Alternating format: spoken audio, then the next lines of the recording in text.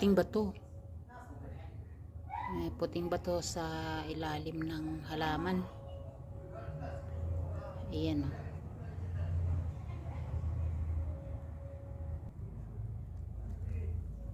Dinagay sa halaman ang batong puti.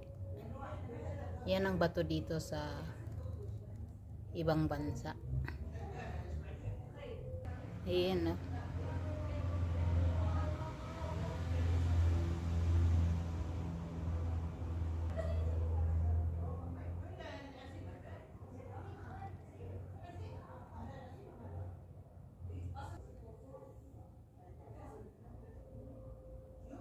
Ibang bato na to kasi kumikintab-kintab siya. Parang meron siyang ilaw sa kumikintab-kintab ba. Pero hindi masyado makita sa